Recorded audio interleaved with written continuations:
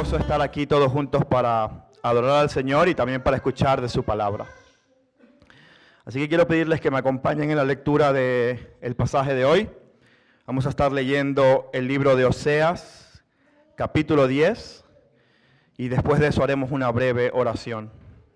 Oseas, capítulo 10, los 15 versículos, dice así: Israel es un viñedo frondoso, dando fruto para sí mismo. Según la abundancia de su fruto, así multiplicaba los altares. Cuanto más rica era su tierra, más hermosos hacían sus pilares sagrados. Su corazón es infiel. Ahora serán hallados culpables. El Señor derribará sus altares y destruirá sus pilares sagrados. Ciertamente ahora dirán: no tenemos rey porque no hemos temido al Señor. ¿Y el rey qué haría por nosotros? Hablan solo palabras, hacen pactos con juramentos en vano, y el juicio brotará como hierbas venenosas en los surcos del campo. Por el becerro de Bet-Aven temerán los habitantes de Samaria. En verdad, por él hará duelo el pueblo, y los sacerdotes idólatras se lamentarán a causa de él, porque de él se ha alejado su gloria. También el becerro será llevado a Asiria como tributo al rey Jareb. Efraín es cubierta de vergüenza, e Israel se avergonzará de su consejo. Samaria será destruida con su rey. Como astilla sobre la superficie del agua, también serán destruidos los lugares altos de Avén. El pecado de Israel, espinos y cardos crecerán sobre sus altares. Entonces dirán a los montes: caigan sobre nosotros y cúbrannos a los collados. Desde los días de Gibeá has pecado, oh Israel, allí se han quedado. ¿No los alcanzará en Gibeá la batalla contra los hijos de iniquidad? Cuando yo lo desee, los castigaré, y se juntarán pueblos contra ellos cuando sean castigados por su doble iniquidad. Efraín es como una novilla doméstica que le gusta trillar, pero yo pasaré un yugo sobre su hermoso cuello. Unciré a Efraín, arará a Judá y rastillará a Jacob por sí mismo. Siembren ustedes según la justicia, sieguen conforme a la misericordia, rompan la tierra para sembrar, porque es tiempo de buscar al Señor hasta que venga a enseñarles justicia. Ustedes han arado iniquidad, han cegado injusticia, han comido el fruto de la mentira, porque han confiado en sus propios caminos, en la multitud de sus guerreros. Se levantará un tumulto entre tu pueblo y todas tus fortalezas serán destruidas, como Salmán destruyó a Bet-Arbel el día de la batalla, cuando las madres fueron despedazadas con sus hijos. Y así les será hecho en Betel a causa de la gran iniquidad. Al amanecer el rey de Israel será totalmente destruido. Vamos a orar. Amado Padre, es con profundo temor y reverencia que nos presentamos delante de ti, reconociendo nuestro corazón infiel. Reconociendo que a pesar de que te conocemos, de que tenemos tu palabra, de que hemos experimentado la gracia y la misericordia de nuestro Señor Jesucristo, Padre, no te amamos como debemos. No te amamos como debemos. Y por eso quiero rogarte en esta mañana que uses tu palabra y que por tu Santo Espíritu nos convenzas, oh Dios, y nos lleves al arrepentimiento verdadero y genuino de los ídolos que hay en nuestros corazones. Te pido, Padre, que tú recibas toda la gloria, en el nombre de Jesús. Amén y amén. ¿Por qué buscas a Dios? Quiero que pienses por un momento en esta pregunta con detenimiento. ¿Por qué buscas a Dios? ¿Qué es aquello que deseas? ¿Qué es aquello que anhelas, que te mueve a buscar a Dios? Quiero hacerte la pregunta quizás de una forma diferente. Quiero que por un momento imagines que Dios, de la misma forma que se le apareció a Salomón, se te aparece a ti y te dice: hijo mío, hija mía, pide lo que quieras que yo te lo daré. Quiero que reflexiones sobre qué le responderías a Dios. Si tu mente es como la mía, le diría: Señor, dame 1 millón de euros. Si me das 1 millón de euros, prometo no pedirte nada más en oración por el resto de mi vida. Como si eso es lo que Dios quisiera, que lo dejáramos de molestar en oración. Es una broma, por supuesto. Pero piensa, ¿qué le pedirías a Dios si Él te hablara de forma audible y te dijera, te voy a dar aquello que tú me pidas? ¿Qué es lo que dirías? La razón por la que te pregunto esto es porque aquello que pidas revelará cuál es el estado de tu corazón. Nada revela más los anhelos de nuestro corazón, el estado de nuestra vida, que aquellas cosas que deseamos con todas nuestras fuerzas. Que aquellas cosas que pensamos nos darán la felicidad una vez y para siempre. En inglés hay una expresión que dice gold digger, que se traduce algo así como un cazafortunas. Alguien que busca tener una relación con otra persona, no por amor, sino por interés. Es decir, no quiero la persona, quiero los beneficios que esa persona me puede dar por medio de la relación que tengo. Entonces no estoy detrás de la intimidad y la comunión, sino detrás del dinero, generalmente, o del estatus, o de la posición que estar con esa persona me brinda a mí. Y la razón por la que te pregunto todo esto es porque cuando nosotros como cristianos nos acercamos a Dios, jamás pensaríamos acerca de nosotros mismos como un gold digger. Jamás pensaríamos de nosotros mismos como alguien que busca a Dios por interés y no por amor. Pero la realidad es que reflexionar sobre esta pregunta de por qué buscas a Dios revela profundamente cuál es el estado verdadero de nuestro corazón. Las bendiciones muchas veces son lo que buscamos y no a aquel que nos bendice. Y cuando llegamos a Oseas capítulo 10, encontramos al pueblo de Israel con una actitud muy similar. Las bendiciones habían hecho que Israel se alejara de su Dios. Que ellos valoraran más lo que habían recibido de Dios que a Dios mismo. Que ellos procuraran proteger la estabilidad y la bendición de Dios, aun si eso los alejaba de su Dios. Israel tenía un corazón infiel. Y el capítulo 10 de Oseas nos muestra cómo funciona un corazón infiel. Cómo trabaja el corazón infiel. Por eso he llamado este sermón el corazón infiel en acción. Porque lo que vamos a ver es todos los mecanismos internos de nuestra vida que no se ven a simple vista. Y este pasaje nos va a mostrar dos imágenes poderosas que en apariencia parece mostrar que todo está bien, pero que ocultan un estado de un corazón infiel y que abandona al Señor. Y hay tres cosas que vamos a aprender en este pasaje. En primer lugar, vamos a aprender que el corazón infiel ama lo que no debe. El corazón infiel aprecia, atesora, ama aquello que no debe amar. Ama aquello que es prohibido. Pero en segundo lugar, el corazón infiel se lamenta por las cosas que no tienen valor. Se lamenta, se duele, llora amargamente por aquellas cosas que realmente no valen la pena en la vida espiritual. Y en tercer lugar, el corazón infiel se esfuerza en el error. Se esfuerza y se dispone a pecar. Pero antes de que entremos en todo esto, amados hermanos y amigos que nos visitan, debemos entender cómo hemos llegado hasta aquí. Cómo hemos llegado a este punto en Oseas 10, donde Dios confronta al pueblo de Israel con la infidelidad de su corazón y cómo Él usa estas dos poderosas imágenes para revelar cómo está funcionando su corazón, qué es lo que ellos realmente aman. Oseas es un libro bastante controversial porque es una historia bíblica poco inusual. De hecho, cuando pensamos en un hombre de Dios, pensamos en alguien que anda en santidad y pensamos en alguien cuya familia también anda en santidad. Pero cuando llegamos a Oseas capítulo 1, versículo 2, vemos que Dios le pide a este profeta suyo algo inesperado.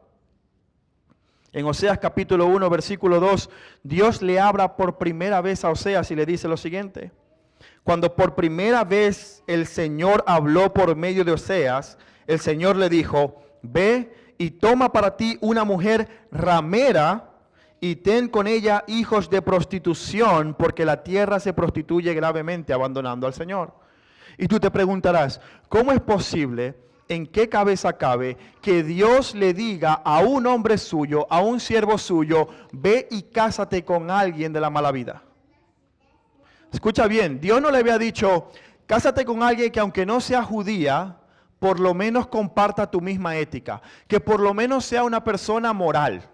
No, Dios le dice, ve y te casas con una persona que está entregada a la mala vida.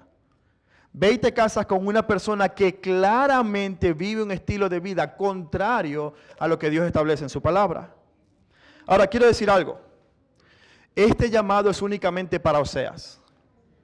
El Señor no está permitiendo el principio en la Escritura de que el cristiano no debe unirse en yugo desigual, porque lo que ocurrirá es que el cristiano terminará abandonando a su Dios, yendo tras los ídolos de ese cónyuge impío. ¿Por qué Dios entonces le pediría esto a Oseas? Bueno, encontramos la respuesta en el capítulo 3, versículo 1. Entonces el Señor me dijo otra vez, ve y ama a una mujer amada por otro y adúltera. Así como el Señor ama a los israelitas, a pesar de que ellos se vuelven a otros dioses y se deleitan en tortas de pasas. Dios no estaba invalidando el principio que Él ha establecido en su palabra de no unirnos en yugo desigual. Lo que Dios estaba haciendo es usando el matrimonio fallido de Oseas para mostrar un punto teológico profundo, un punto espiritual que no se ve a simple vista, que la relación de Dios con su pueblo es como el matrimonio. Que la relación de Dios con Israel y de Cristo con la iglesia en el Nuevo Testamento es como la de un esposo y una esposa. En toda la Biblia vemos esta ilustración. De hecho, en Efesios 5, Pablo dice que los hombres deben amar a sus esposas como ¿quién? Como Cristo amó a la iglesia. Desde Génesis hasta Apocalipsis, la Biblia usa la ilustración del matrimonio para mostrar la relación que tiene Dios con su pueblo. De hecho, esta historia de unión ocurrió en Éxodo capítulo 19. Cuando Dios, después de liberar a Israel de Egipto, de la esclavitud, los llevó al monte Sinaí y allí les dio su ley y estableció un pacto con ellos. Y mira lo que dice Éxodo 19 del 5 al 6. Dice, ahora pues, si en verdad escuchan mi voz y guardan mis pactos, serán para mí especial tesoro entre todos los pueblos, porque mía es toda la tierra. Ustedes serán para mí un reino de sacerdotes y una nación santa. Estas son las palabras que dirás a los israelitas. ¿Cómo respondió el pueblo? Éxodo capítulo 24, versículo 17. Ellos dijeron, todo lo que el Señor ha dicho haremos y obedeceremos. Este es un lenguaje como de votos matrimoniales. Yo prometo serte fiel siempre, en la pobreza y en la riqueza, en la salud y en la enfermedad, hasta que la muerte nos separe. Sí, acepto, sí, acepto. Esto es lo que estaba ocurriendo en el monte Sinaí. Un pacto de Dios con su pueblo. Y como todo pacto matrimonial, no solamente es una expresión de amor, de pasión y de deseo, sino también es una expresión de exclusividad. En este mismo monte, en Éxodo 23, Dios le dijo, no tendrás dioses ajenos delante de mí. Es como aquel que va en el altar y dice, prometo serte fiel. No tendré ninguna esposa además de ti. No tendré ningún esposo además de ti. Tú serás el único, tú serás la única. Y lo que vemos a lo largo de toda la Biblia es que esta relación de exclusividad la que Israel no respetó. De hecho, la primera imagen que encontramos en el capítulo 10 de Oseas describe lo que el pueblo de Dios realmente era, un pueblo infiel. Lee conmigo Oseas 10:1 otra vez. Quiero que prestes atención al lenguaje que usa la Escritura. Dice así, Israel es como un viñedo frondoso, dando fruto para sí mismo. La primera imagen, amados, es la imagen de un viñedo que tiene buena salud. Cuando tú ves un viñedo frondoso lleno de hojas grandes, verdes, con colores, tú dices, wow, las vides tienen buena salud, buena raíz, la tierra es buena, es fértil, se ha cuidado, se ha mantenido, es frondoso, se espera que dé mucho fruto. Y de hecho el pasaje dice que Israel era un viñedo frondoso que daba mucho fruto para sí mismo. Esto es sinónimo de prosperidad, de estabilidad, de paz, de bendición, de que la vida va bien, de que los objetivos se están logrando, de que las cosas están saliendo como nos gustaría. Somos un viñedo frondoso. Desde afuera todo parece ir bien. Pero el mismo versículo 1 en la segunda parte nos dice cuál es la realidad de este viñedo. Dice así: según la abundancia de su fruto, así multiplicaban los altares. Cuanto más rica era su tierra, más hermosos hacían sus pilares sagrados. Lo que nos está diciendo el texto es que Israel, cuanto más era bendecido por el Señor, más idolatría cometía en contra de su Dios. Mientras más prósperos eran, más dinero invertían en adorar otros dioses. Mientras más fruto, más templos paganos. Mientras el Señor más me da, lo uso lo que el Señor me da para adorar otros dioses. En otras palabras, ese Éxodo 23, no tendrás otros dioses delante de mí. Lo que este Dios me provee, lo uso para hacerle infiel. Esta es la realidad del pueblo de Israel. Y esta es la gran parte del problema del corazón humano. Que la apariencia oculta lo que hay verdaderamente en el corazón. Nosotros vemos un viñedo frondoso y nos imaginamos, esto está bien. Nosotros vemos una persona que está siendo bendecida y que la vida le va bien. Este debe estar bien con Dios, porque la vida le está sonriendo, porque Dios lo está bendiciendo. Pero ¿qué le dijo Dios a Samuel cuando fue a ungir al hijo de Isaí como rey? Le dijo, Dios no mira como el hombre, porque el hombre mira lo externo, la apariencia, pero Dios ve el corazón. Dios está viendo la realidad de Israel en medio de toda la prosperidad que Dios mismo le ha dado. Y muchas veces nosotros nos dejamos llevar simplemente por la bendición. Si estoy siendo bendecido, si puedo comprar cosas, si tengo un trabajo estable, entonces estoy bien con Dios. Él me está dando, Él me está respondiendo. Hay gente que, a pesar de que está en desobediencia, dice, no, esta es la voluntad de Dios porque se están abriendo las puertas. Déjame decirte que se abran puertas no es sinónimo de que estás bien con Dios. Sino mira Israel, mucho fruto, mucha abundancia, árbol frondoso, corazón infiel. Mira versículo 2. Dios dice la verdad acerca de este pueblo. Su corazón es infiel. Ahora serán hallados culpables. El Señor derribará sus altares y destruirá sus pilares sagrados. Amados, todo esto debemos entenderlo en el contexto de Éxodo 19. Ese pacto de exclusividad que había aceptado Israel para con su Dios en el monte Sinaí. ¿Qué es lo que amaba realmente Israel? ¿Qué es lo que llevaba a Israel a cometer semejante idolatría? El pasaje no lo dice de manera clara y explícita, pero está implícito no solamente en este texto, sino a lo largo de toda la Escritura. Y para ello debemos entender primero quién era Baal y por qué Israel adoraba a Baal. Baal era el dios cananeo de la fertilidad, de la prosperidad. Baal era el que hacía llover sobre la tierra. Era el que garantizaba la cosecha y el fruto. Por lo tanto, Israel, después de recibir la bendición de su Dios, quiso asegurarse la bendición por medio del culto pagano. Ellos lo que amaban era la sensación de seguridad que les daba adorar a Baal. Mientras participemos en nuestros rituales, Baal nos va a bendecir y así estaremos seguros.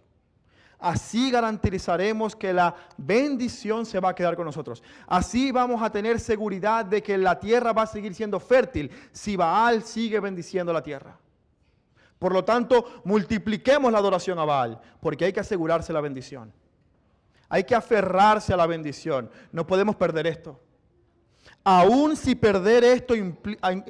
guardar esto implica deshonrar a nuestro Dios, lo haremos porque amamos la seguridad que nos da este esfuerzo que estamos haciendo. Mira cómo dice Oseas capítulo 2, versículo 5. Dios está juzgando a Israel por medio de la esposa infiel de Oseas. Y le dice así: pues su madre, hablando de Gomer, la esposa de Oseas, pero también espiritualmente de Israel, su madre se prostituyó. La que los concibió se deshonró porque dijo: iré tras mis amantes que me dan mi pan, mi agua, mi lana, mi lino, mi aceite y mi bebida. ¿Qué está diciendo aquí? Israel está diciendo: he recibido esto me lo ha dado Baal. Esto no me lo ha dado Dios, esto me lo ha dado a mí Baal. Entonces iré tras mis amantes, iré tras mis ídolos, porque ellos me han dado a mí la bendición. Mismo capítulo 2, versículo 8, mira cómo dice el Señor. Pues ella no sabía que era yo el que le daba el trigo, el vino nuevo y el aceite, y le prodigaba la plata y el oro que ellos usaban para Baal.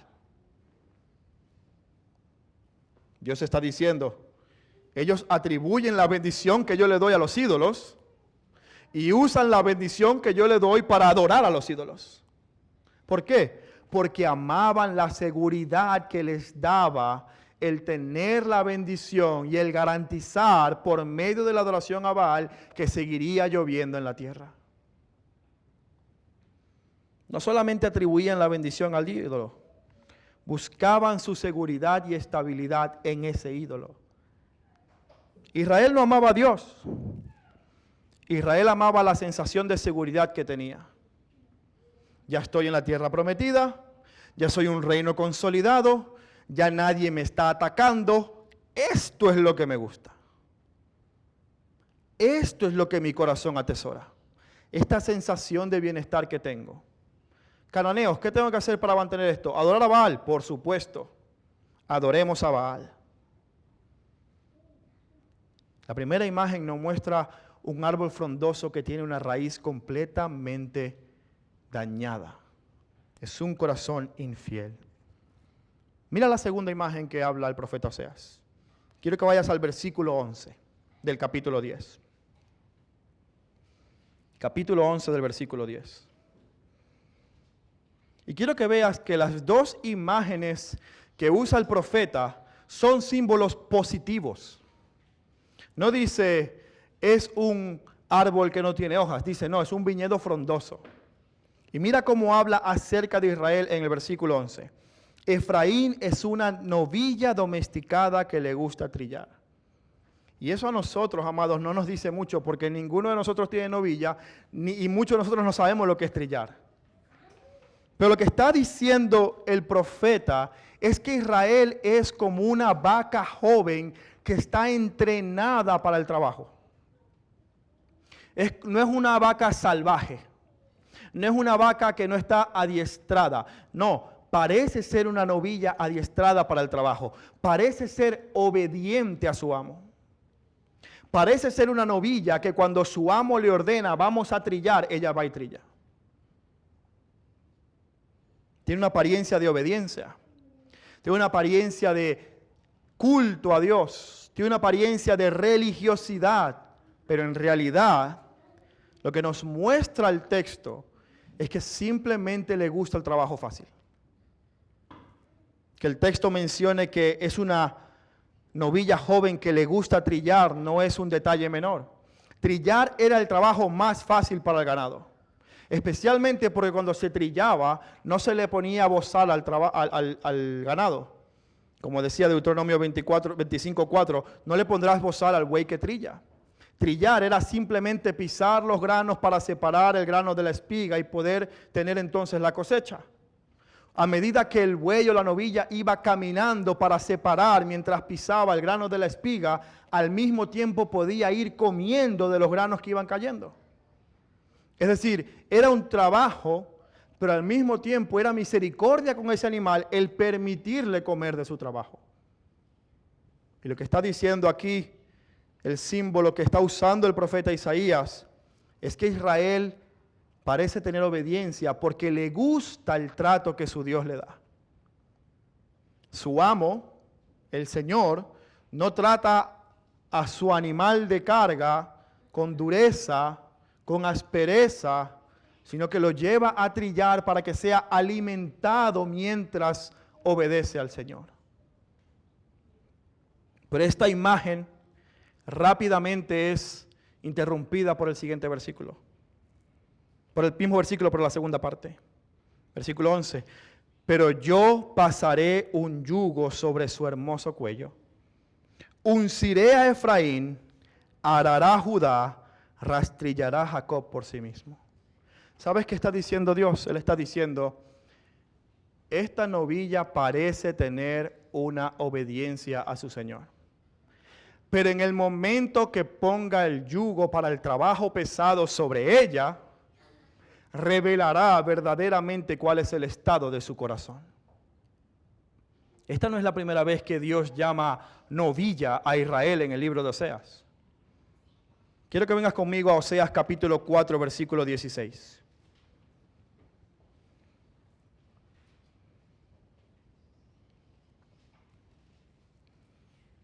Mira cómo responde Israel cuando en vez de ser tratado con misericordia al trillar, se le demanda obediencia y esfuerzo y trabajo duro a su Señor. Versículo 16. Ya que Israel es terco como una ¿qué? Novilla indómita. ¿Ves la diferencia? Israel es como una novilla domesticada. Le gusta trillar, le gusta el buen trato, le gusta que Dios la alimente y la paciente mientras ella obedece a su Señor. Pero en el momento que esa misericordia exige obediencia y exclusividad, ¿cómo responde Israel? Como una novilla indómita. Es exactamente lo opuesto a que encontramos en el capítulo 10, versículo 11. ¿Y cómo responde el Señor? ¿Los pastoreará ahora el Señor como un cordero en campo espacioso? Es decir, así los he tratado, no me responden con fidelidad, ¿los seguiré pastoreando en lugar espacioso? Este contraste de la imagen entre el capítulo 4 y el capítulo 10 nos habla poderosamente de cuál era la actitud de Israel. Israel amaba el buen trato que recibía de su Dios, pero no amaba al Dios que lo trataba bien. Israel amaba la dádiva, pero se olvidaba del dador. Quería el beneficio, pero no aquel que daba el beneficio. Ellos amaban su comodidad. Sí, siempre y cuando Dios me bendiga y me trate bien, entonces yo le voy a obedecer. En el momento que ya la cosa no vaya bien, buscaré otro ídolo que me dé lo que yo amo, que es esta seguridad, buen trato y comodidad. Esto es lo que yo quiero. Si me lo da el Señor, pues adoro al Señor. Si me lo da Baal, pues adoro a Baal. Porque lo que yo amo es mi comodidad y mi seguridad. De nuevo, recordemos Éxodo. No tendrás dioses ajenos delante de mí. Esta exclusividad a la que el Señor los había llamado, ellos estaban dispuestos a romperla para garantizar tener lo que atesoraban. Yo quiero preguntarte algo. ¿Qué es lo que tú amas? Y vuelvo a la pregunta al inicio. ¿Por qué buscas al Señor?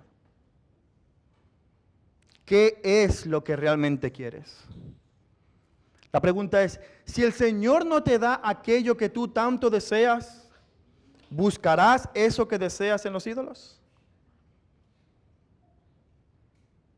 ¿Es el trabajo aquello que te da seguridad en vez del Señor? ¿Es tu matrimonio aquello que te da el gozo en vez del Señor? ¿Es el ministerio aquello que te da identidad en vez de Jesucristo? Podemos tener una apariencia de piedad que oculta un corazón infiel que está tras los ídolos. ¿Cómo responde el Señor ante la infidelidad de Israel?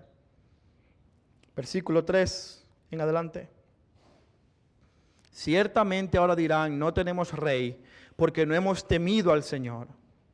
¿Y el rey qué haría por nosotros?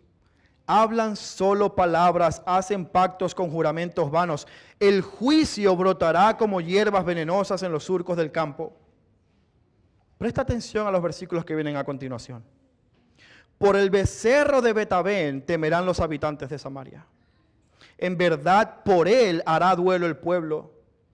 Y sus sacerdotes idólatras se lamentarán a causa de él, porque de él se ha alejado su gloria. También el becerro será llevado a Siria como tributo al rey Jareb. Efraín será cubierto en vergüenza e Israel se avergonzará de su consejo. Samaria será destruida con su rey como astilla sobre la superficie del agua. También serán destruidos los lugares altos de Abén. El pecado de Israel, espinos y cardos caerán sobre sus altares. ¿Cómo responde el Señor ante la infidelidad? Juicio, consecuencias. Y tú dirás, pero qué dureza. ¿Quién de nosotros, si nuestro esposo o nuestra esposa nos engaña y nos traiciona, actuaríamos como si todo estuviera normal? Ninguno. La traición merece un castigo. Por lo menos merece el romper la relación, por lo menos. El juicio que viene sobre ellos es completamente espantoso. Ante la traición de haber las consecuencias y el juicio viene y la bendición que tanto atesoran se pierde. Ahora, ¿cómo actúa el Señor?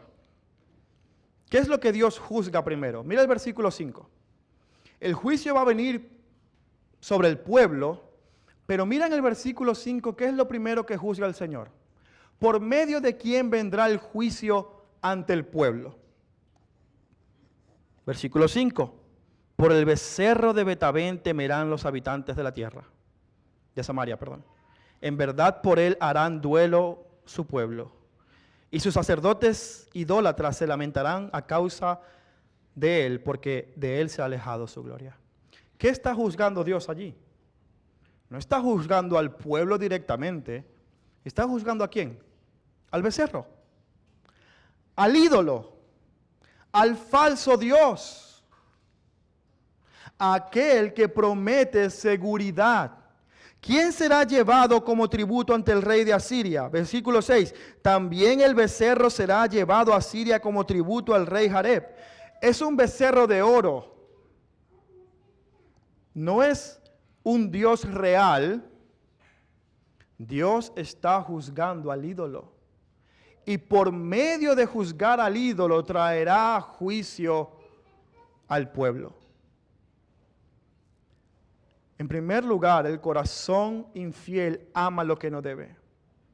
En segundo lugar, el corazón infiel se lamenta, llora, hace duelo por aquello que no vale la pena. ¿Cómo reacciona este pueblo ante la caída de este ídolo? Escucha cómo describe la reacción del pueblo. Por el becerro de Betabén, ¿qué cosa? Temerán los habitantes de Samaria.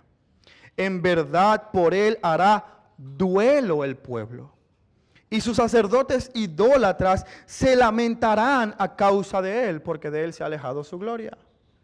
El pueblo lloraba amargamente, el pueblo se dolía, el pueblo estaba quebrantado, pero por aquello que no vale la pena. Ellos no lloraban porque habían desobedecido a Dios. Ellos lloraban porque el ídolo que tanto les traía seguridad había caído. Ellos no lloraban porque habían roto el pacto matrimonial que tenían con su Dios. Ellos lloraban porque ahora la bendición se iría. Porque ahora la seguridad y la comodidad que tanto tenían y anhelaban iba a desaparecer. Quiero que sepas, amado, que en nuestros tiempos modernos no es como en el tiempo antiguo. Nuestros ídolos modernos no son dioses paganos como en aquel tiempo. Es decir, probablemente pocos de nosotros tendremos una estatua de algo en casa sobre la cual nos inclinaremos. Pero en aquel tiempo, los pueblos ganaban o perdían batallas dependiendo de la fortaleza de su Dios o de la bendición de su Dios. Y mientras más sacrificios hacían, más garantizaba este Dios la victoria en batalla. ¿Qué hace Dios? Expone la incapacidad de este becerro de salvar al pueblo. Lo deja en ridículo. Dice, en esto es lo que tú confías. Mira lo que va a hacer este becerro. El becerro mismo va a ser llevado cautivo al rey de Asiria. El Dios en el que tanto confías va a terminar siendo un adorno en la oficina de tu opresor. Dios está juzgando al ídolo, exponiéndolo y mostrando que es incapaz de hacer nada. Es incapaz de hacer llover sobre la tierra y es incapaz de salvarte del juicio divino. La palabra se lamentarán en el versículo 5, literalmente significa dar un alarido de dolor, gritar, como quien pega un grito al cielo porque se está lamentando. Esta es la actitud del pueblo. ¿Qué nos muestra esto? Que un corazón infiel llora y llora amargamente. Pero el lamento no siempre es sinónimo de arrepentimiento. Lo que debemos saber es, ¿qué es lo que estás lamentando? ¿Qué es lo que te produce verdaderamente el dolor? ¿La pérdida de la bendición o el ofender a Dios? Mira cómo se ve esto en la vida del rey David. Bueno, cómo se vio esto en la vida del rey David. Cuando David pecó con Betsabé, mató a Urías, se llegó a Betsabé, ella concibió un hijo. Y Dios, por culpa de David, no permitió que ese hijo viviera. Mientras el hijo estaba enfermo, David hacía duelo, llorando amargamente, sin comer ni nada. Cuando el bebé murió, David se levantó, lavó su rostro y siguió con su vida. Pero lo interesante es que cuando David escribe el Salmo 51, que es el salmo en el que él muestra su dolor por este pecado, mira cómo describe su lamento. Salmo 51, versículos 3 y 4. Porque yo reconozco mis transgresiones y mi pecado está siempre delante de mí. Contra ti solo he pecado y he hecho lo malo delante de tus ojos, de manera que tú eres justo cuando hablas y sin reproche cuando juzgas. David en ningún momento menciona la muerte de su hijo en el Salmo 51. Y no es porque no le doliera, sino por lo que él se lamentaba realmente, era el pecado y la transgresión contra su Dios, más que por la pérdida de una bendición. Él no estaba diciendo, ay, es que me quitaste a mi hijo, me lamento. No, él dice, Señor, yo conozco mi transgresión, lo que me duele, lo que aflige mi corazón, es que yo he ido en tu contra, en que yo he despreciado tu gracia, en que tú me has hecho rey y yo he usado este palacio para pecar en tu contra. Eso es lo que me aflige. Mi pecado contra ti, mi Dios. No que me quites esto. No que me disciplines y ahora me hagas pasar por cosas malas simplemente porque no vengo a la iglesia. No, lo que me aflige es que no te amo lo suficiente como para decir que no a la tentación. Eso es lo que me duele. La pregunta no es si el juicio produce lamento en ti. La pregunta es, ¿qué es lo que verdaderamente estás lamentando? ¿Estás lamentando pecado contra Dios? ¿O estás lamentando la pérdida de lo que Dios te da? Israel se lamentaba por la pérdida de su ídolo. Y junto con la pérdida de su ídolo, también llegaba la pérdida de la seguridad y la estabilidad y la comodidad que tanto amaban.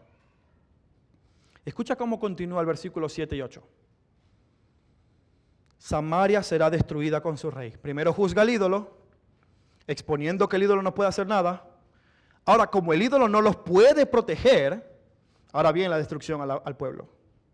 Samaria será destruida con su rey como astillas sobre la superficie del agua, también serán destruidos los lugares altos de Abén, el pecado de Israel, espinos y cardos crecerán sobre sus altares. Entonces dirán a los montes, cúbrannos, y a los collados, caigan sobre nosotros. Lo que está diciendo es que el juicio de Dios es tan inminente que nada lo puede detener y nadie puede escapar de él. ¿Sabes quién citó este mismo versículo de Oseas 10:8? El Señor Jesucristo. En Lucas capítulo 23, cuando Jesús iba camino a la cruz, había unas mujeres que estaban llorando amargamente porque Jesús iba a morir. Y en ese momento el Señor dice lo siguiente, Lucas 23, versículo 28 al 30. Pero Jesús, volviéndose a ellas, les dijo, hijas de Jerusalén, no lloren por mí, lloren más bien por ustedes mismas y por sus hijos. Porque vienen días en que dirán, dichosas las estériles y los vientres que nunca concibieron y los senos que nunca criaron. Entonces comenzarán a decir a los montes, caigan sobre nosotros, y a los collados, cúbrannos. Lo mismo que Oseas está diciendo que va a decir el pueblo de Israel, es lo mismo que Jesús le está diciendo a estas mujeres. Va a llegar un momento en que ustedes mismas dirán esto. Quiero que leas conmigo Apocalipsis capítulo 6. Apocalipsis capítulo 6, versículos 15 al 17 dice, este es el momento donde el Cordero está abriendo los sellos, y al abrir el sexto sello, esto es lo que ocurre. Apocalipsis 6, del 15 al 17. Los reyes de la tierra, y los grandes, los comandantes, los ricos y los poderosos, y todo siervo y todo libre, se escondieron en las cuevas entre las peñas de los montes y decían a los montes y a las peñas, caigan sobre nosotros y escóndanos de la presencia de aquel que está sentado en el trono y de la ira del Cordero, porque ha llegado el gran día de la ira de ellos, ¿quién podrá mantenerse en pie? ¿Qué están diciendo los ricos y los poderosos? Ha llegado un día donde mi fama, mi fortuna, mi dinero, mi ídolo no me puede salvar de la ira del Cordero y del que está en el trono. Ha llegado un momento donde mi ídolo ha quedado expuesto. Y de este juicio no puedo escapar. Que me maten los montes, que me trague la tierra. Pero ¿quién podrá escapar del juicio que Dios hace sobre los ídolos y sobre el corazón idólatra? Nadie. Y la expresión de montes cúbranos y collados caigan sobre nosotros es simplemente una expresión de quiero escapar de esto y no puedo. Va a llegar un momento donde todo ser humano se va a enfrentar a la dura realidad ante su Creador y donde su ídolo, aquello que ama y que atesora, va a ser expuesto. Y esto es para todos. El texto dice, los ricos, los grandes, los poderosos, los siervos y los libres, todo ser humano se enfrentará a esta realidad divina en algún momento. La pregunta es, ¿qué hacen los ricos y los poderosos? Mira lo que dicen. Caigan sobre nosotros, porque ha llegado el día de la ira del Cordero. ¿Quién podrá mantenerse en pie? Es decir, si los ricos y poderosos de la tierra no se pueden mantener en pie delante de Cristo, ¿quién entonces podrá hacerlo? Es que si no lo puedo hacer yo, que tengo todo el dinero del mundo y todo el poder del mundo, ¿quién lo va a hacer? No vamos a leer todo Apocalipsis, pero si leemos Apocalipsis capítulo 7, la escena inmediatamente posterior a este sello, en el versículo 9 y 10, mira lo que dice Juan. Después de esto miré y vi una gran multitud que nadie podía contar, de todas las naciones, tribus, pueblos y lenguas, de pie ante el trono y delante del Cordero, vestido con vestiduras blancas y con palmas en las manos, y clamaban a gran voz, la salvación pertenece a nuestro Dios que está sentado en el trono y al Cordero. No es casual que en el capítulo 6 se pregunte, ¿quién podrá mantenerse en pie ante el juicio de Dios? y la escena inmediatamente posterior, Juan diga, pues yo he visto una multitud que nadie puede contar de pie ante el Señor.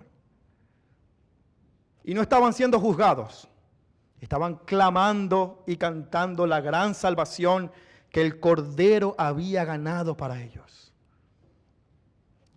Amado amigo que nos visitas hoy, tu corazón, al igual que el mío, ama lo que no debe. Tu corazón, al igual que el mío, se lamenta por aquello que no tiene valor eterno. Y tú y yo, si seguimos en nuestra idolatría, no podremos escapar del juicio eterno. ¿Qué nos dice entonces este texto? Ciertamente este juicio es inminente, pero hay alguien que salva del juicio. Y eso es lo que nos dice Apocalipsis 7. Esta es la interpretación que el Nuevo Testamento da de Oseas 10:8.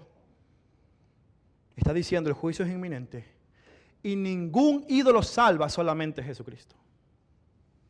La salvación pertenece a Él. Por eso Oseas, en el capítulo 10, versículo 12, va a hacer un llamado al pueblo. Oseas le va a decir, en el versículo 12 del capítulo 10 dice, siembren para ustedes según la justicia, sieguen conforme a la misericordia, rompan la tierra para sembrar, porque es tiempo de buscar al Señor hasta que Él venga a enseñarles justicia. Oseas no sabe lo que va a pasar en Apocalipsis. Nosotros ya lo sabemos porque tenemos toda la Escritura. Pero Oseas está apuntando de manera profética diciendo, va a llegar un momento donde pedirán a los montes, caigan sobre nosotros. Versículo 12, es tiempo de buscar al Señor. Es hoy, no es mañana, no es después de que vivas tu vida, es hoy. Hoy el Señor ofrece. Es un llamado al arrepentimiento mientras aún hay tiempo. Porque, amados, llegará un momento donde en vez de ser un árbol frondoso, quedaremos marchitos si no nos arrepentimos. El tiempo de buscar al Señor es hoy. Y amado amigo, tú que nos visitas hoy en esta mañana, si esto es algo que tú quieres hacer, si Dios te está convenciendo de los ídolos que hay en tu corazón, y tú quieres saber más cómo puedes ser limpio de estos ídolos por medio de Cristo, a mí me encantaría hablar contigo después del culto. Pero hasta ahora hemos visto un corazón infiel que en primer lugar ama lo que no debe y en segundo lugar se lamenta por lo que no vale. Y en tercer lugar, y prometo ser mucho más breve ahora, es un corazón que se esfuerza en hacer lo malo. Es un corazón que se esfuerza en el error, que se esfuerza en pecar, que quiere hacer aquello que está mal. Es decir, es adicto a aquello que le hace daño. Es adicto a aquello que lo mata, como alguien que es adicto a las drogas. Mira, capítulo 10, versículo 9. Desde los días de Gabá has pecado, oh Israel, allí se han quedado. ¿No los alcanzará en Gabá la batalla contra los hijos de iniquidad? Tú te preguntarás, ¿qué está diciendo el Señor? ¿Qué significa este texto?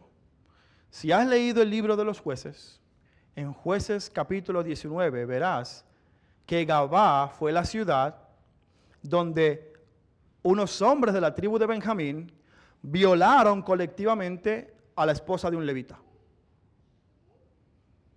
Los pecados de Gabá, el pueblo no los había dejado. La violencia que eso trajo al pueblo de Israel resultó en que hombres de otras tribus vinieron y arrasaron con la tribu de Benjamín. Mataron a todos estos hombres con violencia.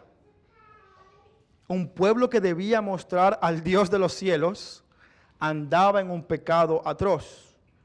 Pero ¿qué ocurría? Que habían pasado cientos y cientos y cientos de años entre Jueces 19 y Oseas, y aún así el pueblo se mantenía en el pecado en contra de su Dios. El pueblo no se había arrepentido. Todos estos años Dios los estaba llamando al arrepentimiento y ellos insistían en su mal proceder. la iniquidad se había mantenido todos estos años.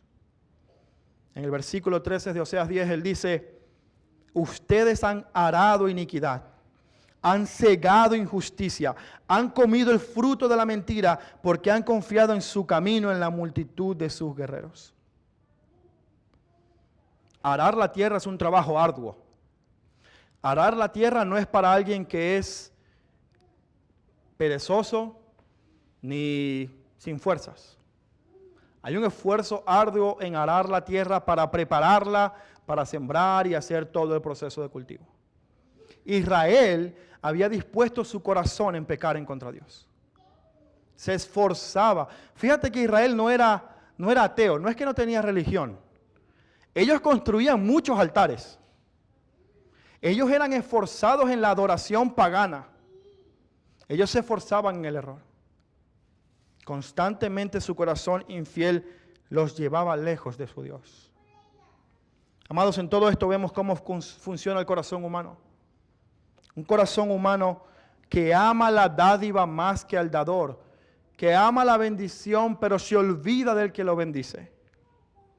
Y este es un corazón humano que a pesar de tener bendición, dentro, internamente, lo que está mostrando es que ama las cosas que no debe amar, se lamenta por lo que no tiene valor y se esfuerza únicamente en pecar. La pregunta es, ¿cómo nosotros entonces aplicamos esto a nuestra vida? ¿Qué debemos hacer con toda esta información? Bueno, en primer lugar, esto es un texto que más que llamarnos a la acción, nos llama a la reflexión. Y la primera pregunta que debemos hacernos es la que hicimos al principio. ¿Por qué estamos aquí? ¿Por qué buscamos a Dios? ¿Qué es lo que verdaderamente estoy deseando? El corazón humano tiende a coger la bendición y volver esta bendición un Dios. Y a veces tenemos una apariencia de piedad para proteger esta bendición. No, yo voy a la iglesia para que Dios me bendiga. Claro, ir a la iglesia no es malo. No, yo voy a diezmar para que el Señor me bendiga. No, yo voy a servir para que el Señor me bendiga. Y entonces hacemos cosas porque amamos esas cosas más que la relación con el Señor. Yo quiero que sepas algo. Dios no te llama a ti a hacer cosas. Él te llama como en un matrimonio a una relación de intimidad y de exclusividad con Él.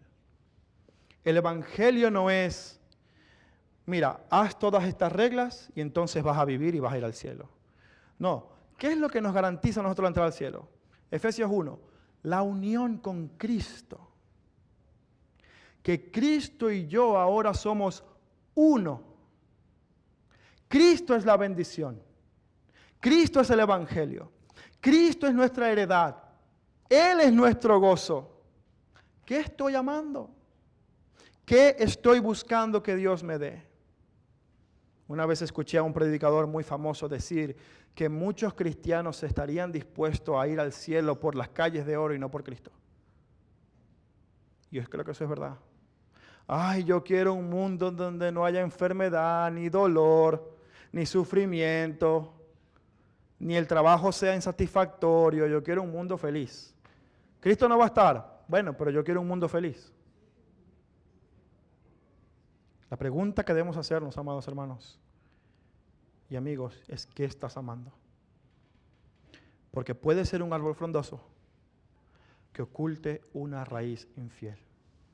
Que el Señor nos ayude a, como dice en la Biblia, convertirnos de nuestros ídolos y volvernos al único Dios verdadero. Amén. Vamos a orar. Padre, te damos muchísimas gracias por tu palabra. Tú eres un Dios bueno. Tú eres un Dios fiel, misericordioso. Un Dios que nos bendice más allá de lo que nosotros merecemos. Y a pesar de que te conocemos, muchas veces transformamos estas bendiciones en nuestros ídolos. Pensamos que nuestro Salvador, pensamos que nuestro gozo, nuestra plenitud se encuentra en cualquier cosa o persona menos en Cristo. Y aunque vivamos una vida de piedad aparente, tenemos un corazón infiel. Padre, yo quiero pedirte una sola cosa. Quiero pedirte, rogarte, por favor, transforma nuestros afectos. Cambia el objeto de nuestro amor. Límpianos de nuestros ídolos.